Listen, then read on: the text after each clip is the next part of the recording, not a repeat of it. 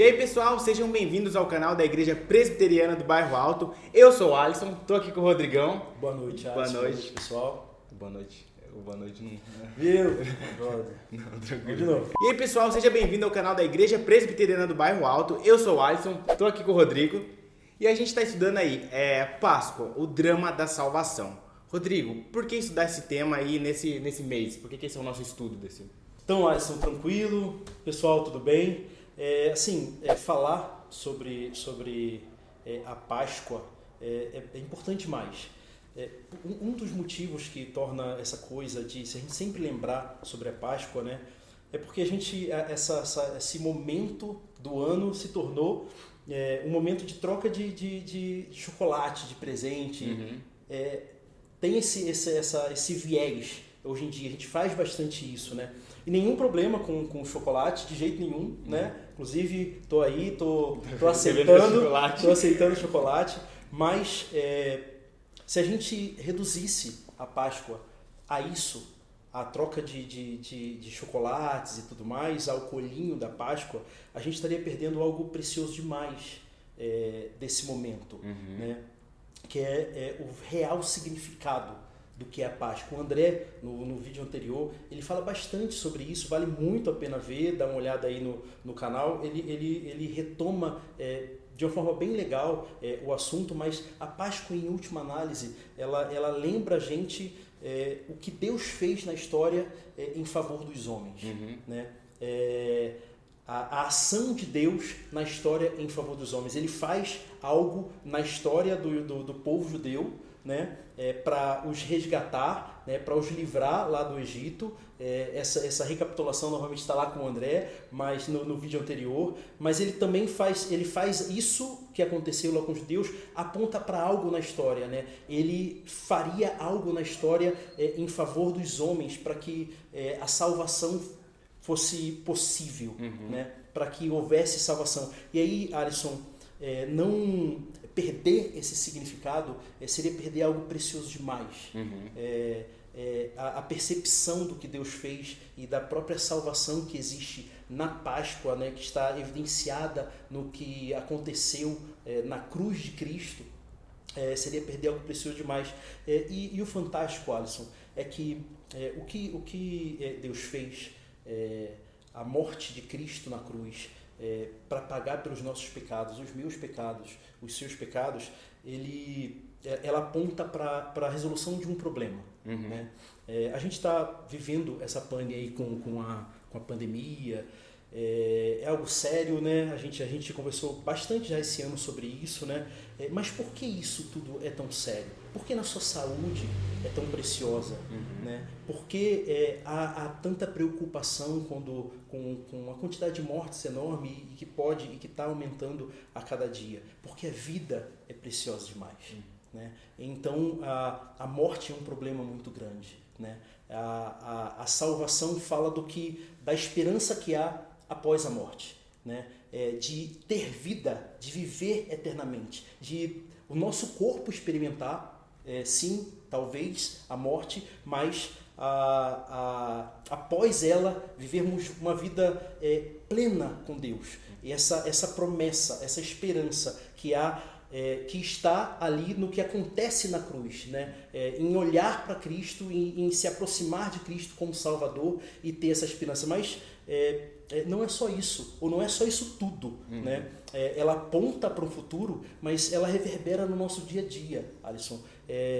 Reduzir a Páscoa a qualquer outra coisa que não aponte para essa notícia fantástica, para o Evangelho, seria não experimentar bênçãos fantásticas que a gente pode experimentar no nosso dia a dia. Né? Eu ouvi alguém certa vez dizer, ouço às vezes, né, alguém dizer que todos os dias essa pessoa é salva pelo Evangelho. Por quê? Porque ela é salva dos seus medos, ela é salva dos seus nem de longe essa fala significa que a pessoa, que Deus está todos os dias salvando a pessoa novamente. Uhum. Dos seus pecados, né? Mas que existem temores existem medos, né, que essa pessoa enfrenta, existem lutas que essa pessoa enfrenta e que ela encontra e genuinamente encontra no Evangelho esperança e resolução para esses problemas. Ou seja, falar da Páscoa é importante, apontar o significado da Páscoa é importante porque não lembrarmos desse significado, não só no período da Páscoa, mas todos os dias da nossa vida, deixarmos de experimentar esse tesouro fantástico que é oferecido para nós através do Evangelho. Que muitas das vezes, que nem o Rodrigo falou, a gente todos os dias tem que recorrer ao Evangelho, à Palavra de Deus, para poder melhorar o nosso dia, porque às vezes a gente está todo bagunçado ali no dia a dia, corre, você tem que dar aquela parada e lembrar do Evangelho da morte de Cristo ali, da salvação que ele deu. Olhar para ele. Olhar para ele. Cara, não, peraí, não termina aqui, não é isso, não é isso. Tem uma esperança. Bacana. Né? A cena que a gente vai falar aqui, Rodrigo, a gente viu até no vídeo, é a aflição. Essa cena da aflição, do momento de Jesus com seus discípulos no jardim ali. E por que a gente vai falar sobre ela e o que ela pode ensinar pra gente?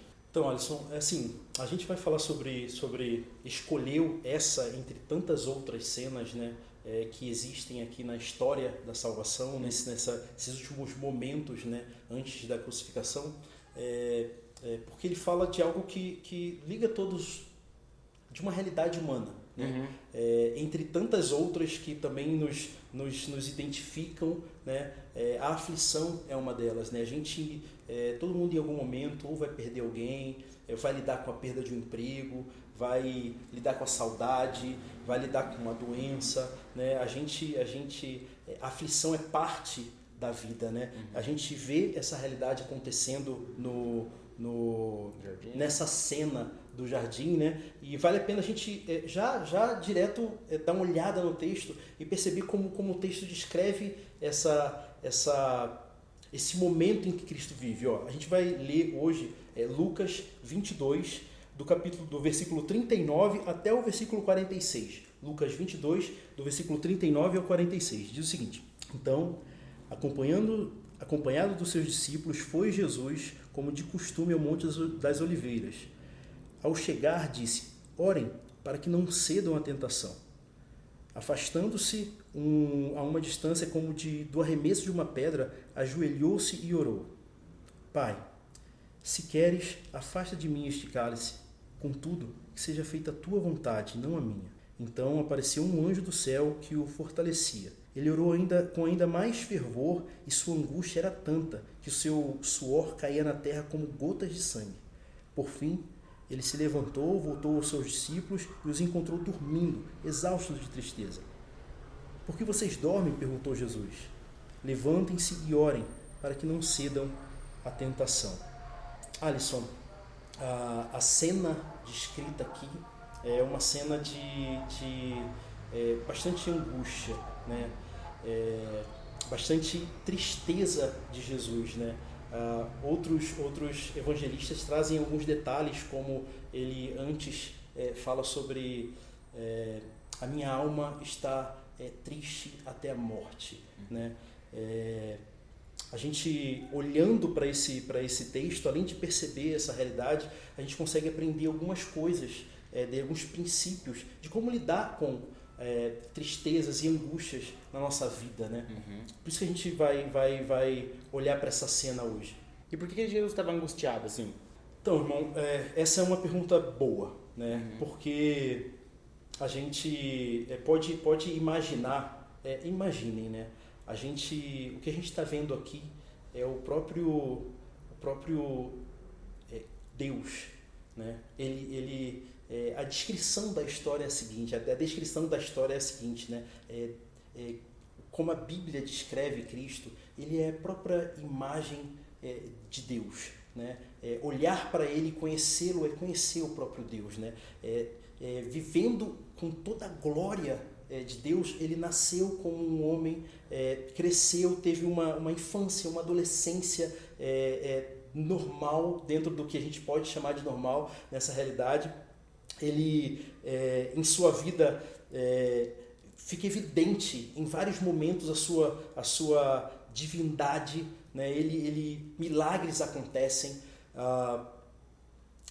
mortos ressuscitam, Lázaro foi ressuscitado por ele, o mar se acalma a fala dele, o vento se aquieta, a tempestade para quando Jesus fala, né? Isso tudo são evidências da Bíblia de quem Cristo era, de quem Jesus era. Ele era o próprio Deus, ele é o próprio Deus, né? E aí a gente chega no Getsemane e ele está angustiado, está triste, né?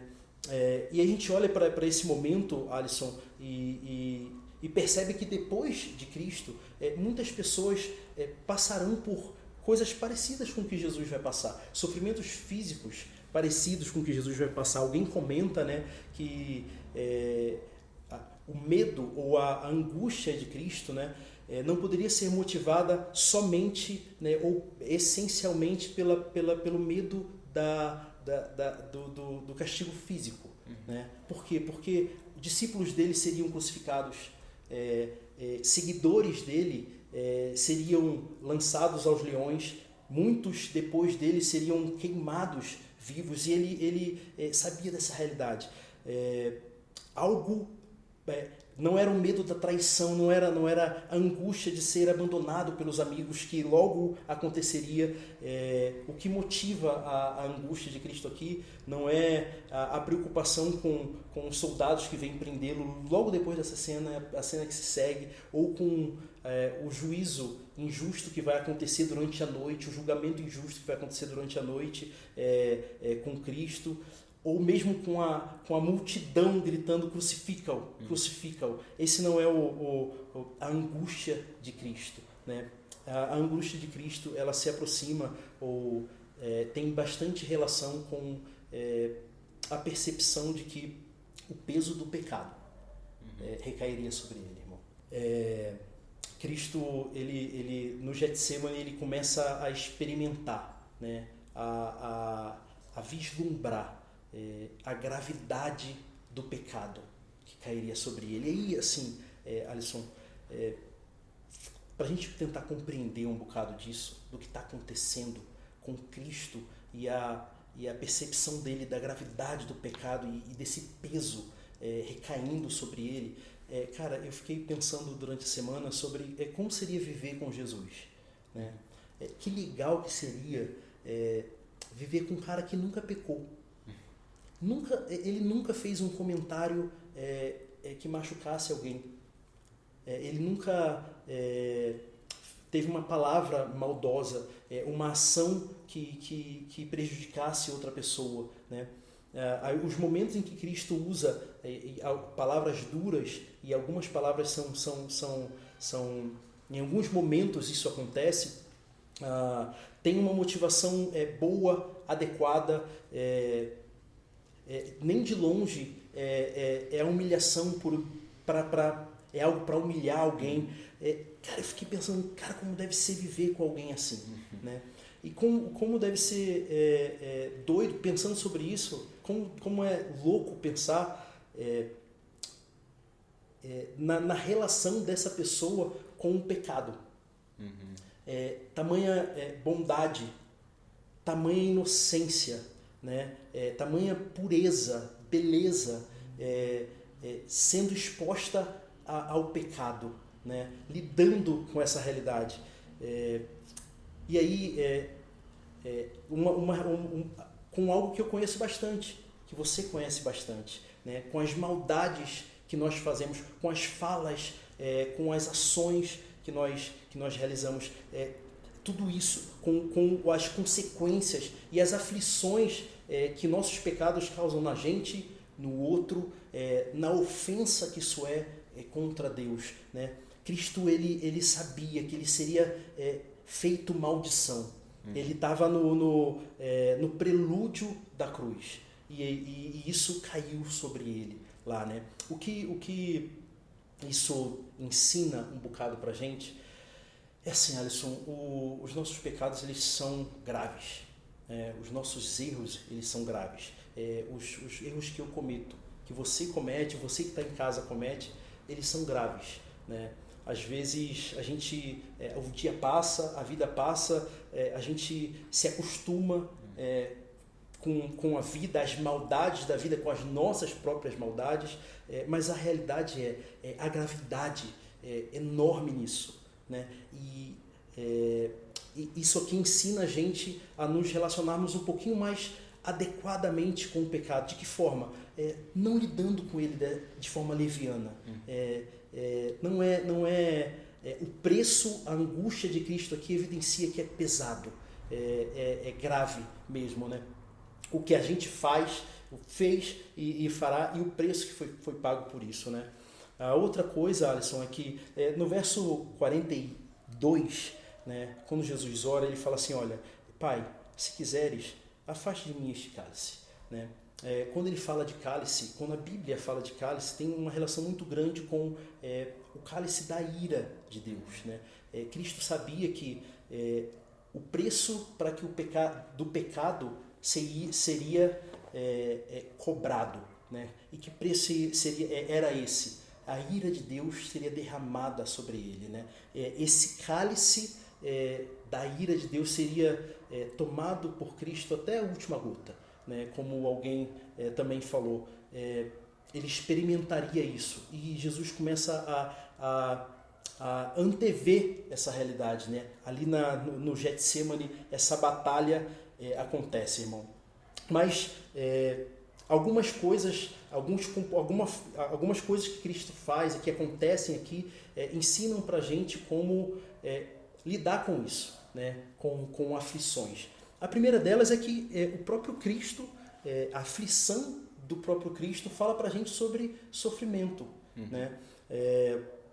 Existe uma ideia de que na vida cristã não há sofrimento, ou não deveria haver sofrimento, ou existe uma percepção de que deveria ser muito mais mar de rosa. Assim, Alisson, o sofrimento, a angústia, dificuldades são normalmente vistas como ou fraqueza e, pior de tudo, talvez, como ausência de Deus. Né?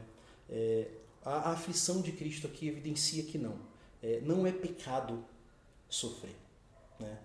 Não é errado passar e lidar com o sofrimento, né? Cristo ir para um lugar onde ele normalmente orava, chamar amigos para estarem com ele, para lidar com isso no seu coração, evidencia que, olha, nós sofremos, ele sofreu, e sofrer é parte da vida, né? O legal é que ele ensina para a gente também o que fazer em momentos como esse, né? A primeira coisa é que ele aconselha os discípulos a orar, e ele ora, né? Ele vira para os discípulos lá no verso 40 e fala, ao chegar no lugar, no Getsemane, né, ele falou, orem para que vocês não cedam à tentação. Havia aqui uma tentação deles no meio dessa angústia. O texto descreve que eles estavam angustiados, muito tristes, exaustos de tristeza, né? Então, o que fica evidente aqui é que a angústia também é fonte de tentação. Nós somos tentados quando estamos tristes, quando estamos passando por problemas, de diversas maneiras, né? Seja a tentação que eles estavam lidando aqui, que era negar Cristo, né? Seja a tentação de resolvermos nossos problemas à nossa maneira, seja de mentir para evitar, para ludibriar o problema, encontrar uma maneira não muito adequada para lidar, seja negar o próprio problema, né? Como somos tentados demais na tentação, né? Porque na aflição, porque a gente não quer, não gosta, né? Algo que a gente queira experimentar, né?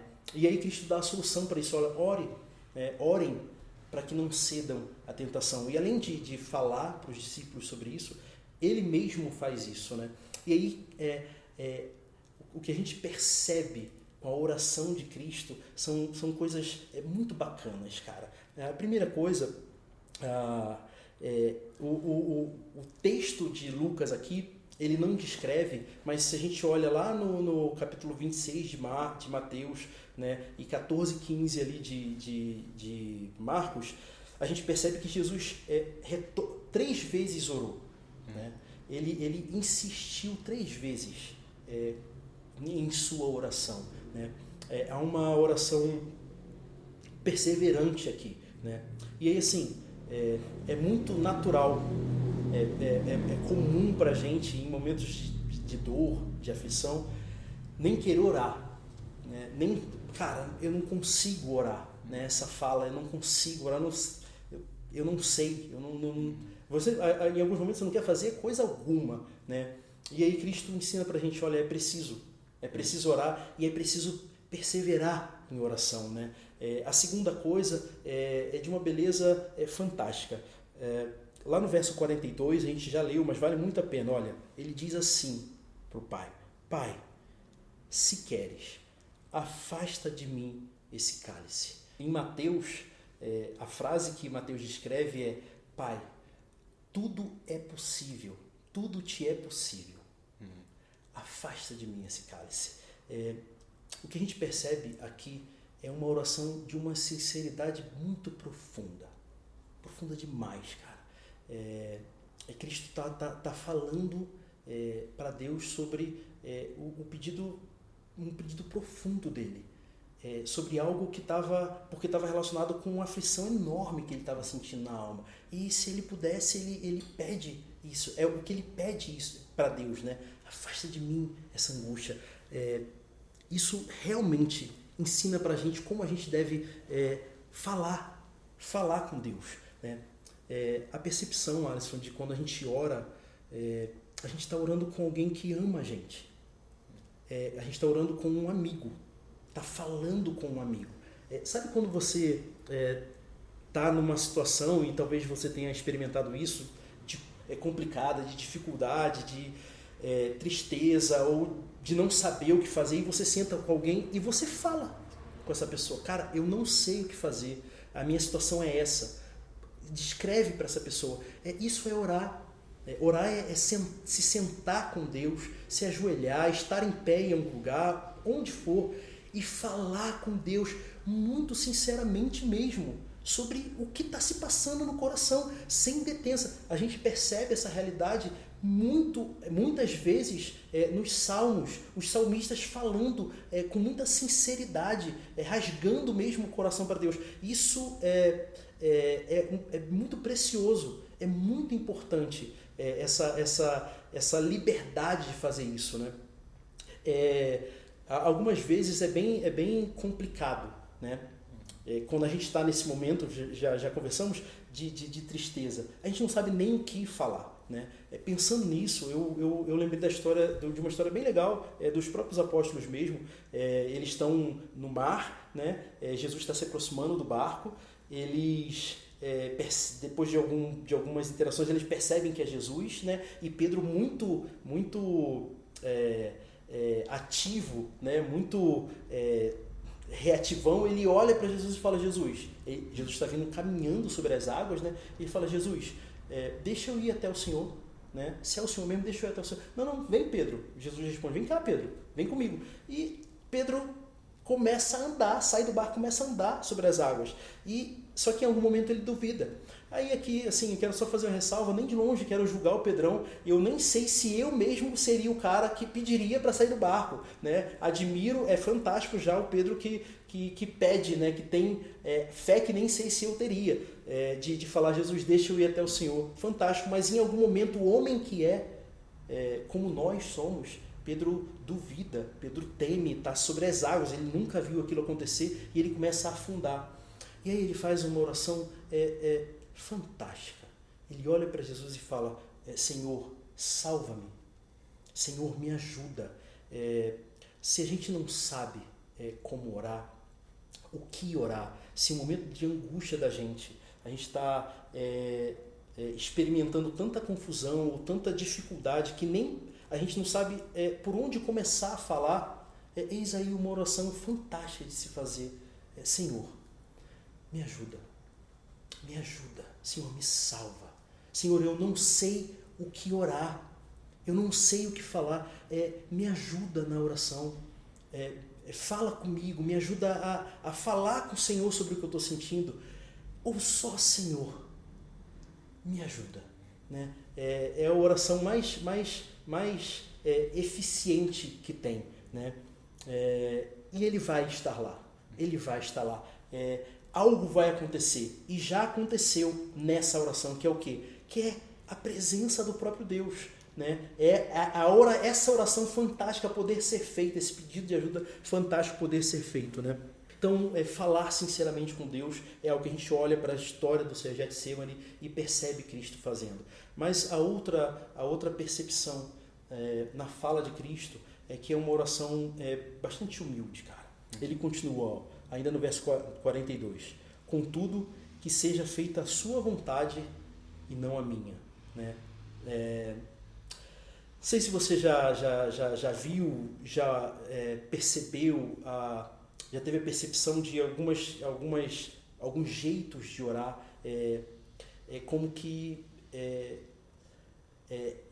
como se cobrasse de Deus, como se declarasse para Deus como quer algo, como se cobrasse de Deus o direito àquela coisa que se está pedindo.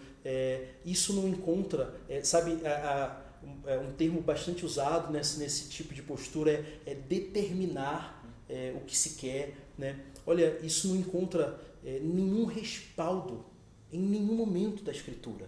Né? E acho que o exemplo máximo dessa realidade é que o próprio Cristo, ao pedir algo que vinha da profundeza da sua angústia, ele submete esse algo a Deus e fala: Senhor, seja feita a sua vontade e não a minha. Né? Há 2 jardins muito famosos na Bíblia. Né? Há outros jardins, outras histórias se passam em jardins também, ou dos jardins famosos também, inclusive na história do mundo, mas esses 2, o primeiro é o Éden, né? Onde um homem fez a sua vontade, né? E desobedeceu a Deus. Né? E naquele momento ele colocou todos nós sob o pecado. Né? E aqui Cristo, ele submete o seu pedido, a sua vontade a Deus e obedece a Deus, não faz a sua vontade. O benefício que sai disso aqui, Alisson, o benefício que sai dessa postura de Cristo é ainda maior do que o malefício, a maldade que acontece lá através de Adão. Né? A gente olha para isso e, aprende como lidar com as nossas orações, nossos pedidos. Eles precisam ser sinceros, claros, né, para Deus, mas humildes, né, submetidos à vontade de Deus. E no final, por mais que pareça para nós que, o melhor é o que aconteça isso aqui, ou que eu seja livre desse sofrimento, ou que Deus, essa necessidade minha seja atendida. Por mais que para nós pareça que é essa realidade, o Getsemane mostra que em alguns momentos é melhor que a vontade de Deus seja feita, e isso significa algumas vezes que nosso pedido não vai ser atendido mesmo, né? E Rodrigo, que história maravilhosa! E como que ela termina? Qual que é o fim dessa história do jardim aí? A história termina lá no verso 45. Por fim, diz o texto, por fim ele se levantou, voltou aos discípulos e os encontrou dormindo, exausto de tristeza. Cristo, ele ensinou pra gente algumas coisas, né? Primeiro, que a gente sofre, que é parte da vida sofrer. Segundo, que a gente pode ser sincero com Deus sobre os nossos sofrimentos, as angústias de nosso coração, em nossa conversa com Ele, em nossa fala com Ele, né? Mas Ele ensina pra gente também que, apesar dessas realidades, a gente é chamado a imitá-lo, né? A levantar após os sofrimentos, né?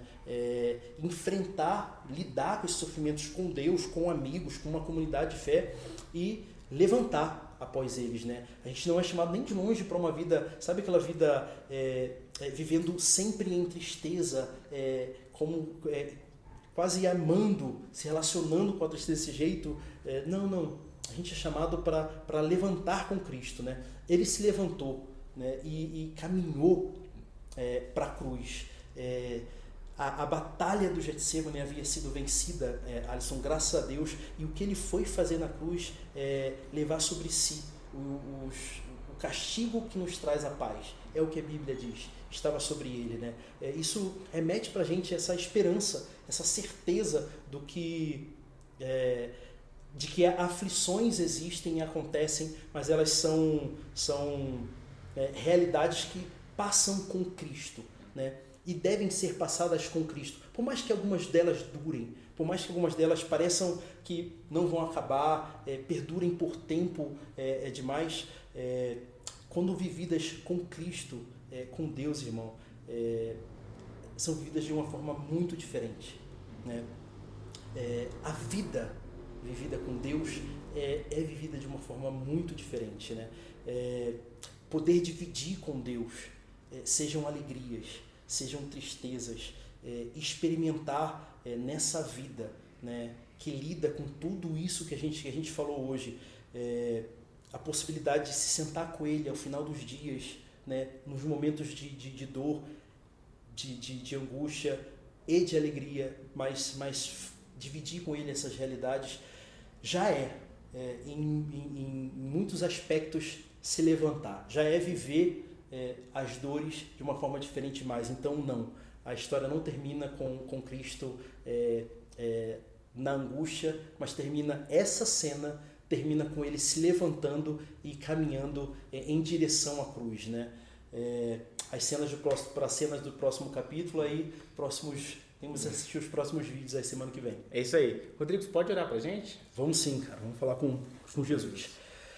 Senhor, a gente quer Deus, a gente quer primeiro agradecer ao Senhor. Obrigado pelo que aconteceu na cruz. Obrigado pelo que aconteceu no Getsêmani. Eu quero louvar o Senhor e aqui, com a cabeça curvada diante do Senhor, Deus amado, pedir ao Senhor perdão pelos pecados, pelos meus pecados, perdão pelas falhas. Perdoa a gente, Jesus, perdoa a gente, Deus, pelas falhas da gente, pelos erros da gente, pelas ofensas da gente contra o Senhor. A gente, lendo esse texto, a gente percebe quão grave são os nossos erros, quão graves são os nossos pecados. A gente dobra a nossa cabeça diante do Senhor e pede ao Senhor, nos perdoa. A gente pede ao Senhor, Deus amado, que o Senhor transforme a nossa vida. Primeiro que o Senhor se apresente a gente, Deus amado, que a gente conheça o Senhor a cada dia mais, para que a nossa vida seja vivida de uma forma diferente, de uma forma que te louve, que exalte ao seu, que progressivamente, Senhor, exalta ao seu nome, Deus amado, e progressivamente abandona uma vida que te ofende. Isso só é feito conhecendo o Senhor, Deus amado.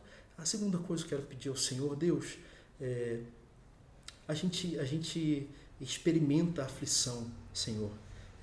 Isso não é particular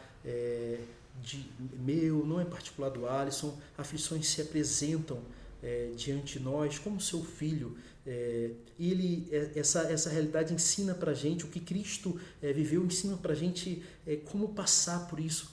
Ajuda a gente, Senhor, a olhar para o Senhor com esperança e falar com o Senhor como um amigo, ainda que percebendo e com humildade, reverência diante do Senhor, mas sinceridade, Senhor, e poder falar com o Senhor das realidades do nosso coração. Ajuda a gente aí, porque a gente quer viver, mesmo inclusive momentos de tristeza e de angústia com o Senhor, Deus amado, para que em algum momento nos levantemos e caminhemos com o Senhor aí depois dos momentos de aflição. Ajuda a gente, Deus.